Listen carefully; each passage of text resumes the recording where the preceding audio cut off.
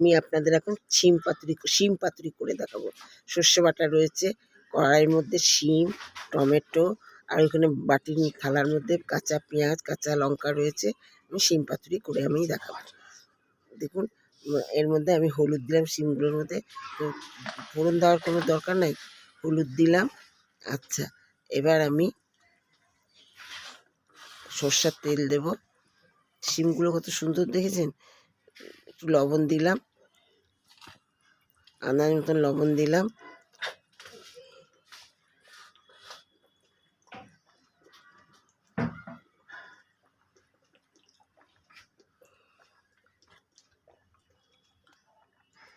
সর্ষের তেল দিলাম, আন্দাজ মতন সর্ষের তেল দিলাম। ব্যালেন্স করবার জন্য 2-1 দানা মিষ্টি দেব। ব্যালেন্স করবার জন্য 2-1 দানা মিষ্টি দেব।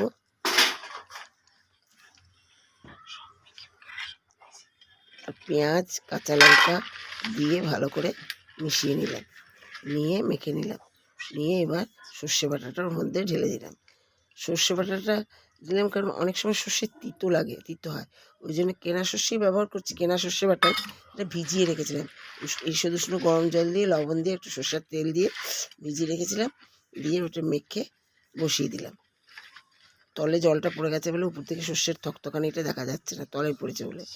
এবার আমি ঢাকা দিয়ে বসিয়ে দিলাম। 2-4 দানা চিনি দিয়েছি যাতে ব্যালেন্সটা করা যায়। আচ্ছা, এবার ঢাকা দিয়ে দেবো। ঢাকা দিয়ে এবার হয়ে গেছে, আমি দেখি।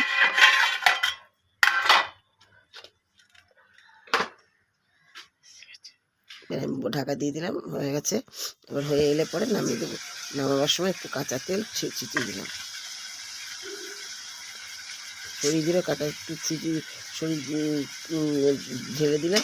এবার নেড়ে চেড়ে একদম এইরকমভাবে সর্ষেগুলো, অনেক সময় সর্ষে তিতে হয়, তো কোনো প্রশ্নই আসে না। সর্ষেটাকে জলের মধ্যে যদি কুসুম জলের মধ্যে যদি ভিজিয়ে রাখা হয়। এবার ঢেলে দিলাম, হয়ে গেছে। এইভাবে আপনারা রান্না করে দেখবেন, শিম পাতুরি খেতে খুব টেস্ট লাগে। যদি ধনেপাতা থাকে ধনেপাতা দেবেন, ধনেপাতা শেষ হয়ে গেছে দিইনি। যদি ভালো লাগে তাহলে আপনারা লাইক করবেন, শেয়ার করবেন, সাবস্ক্রাইব করবেন বন্ধুরা। এবার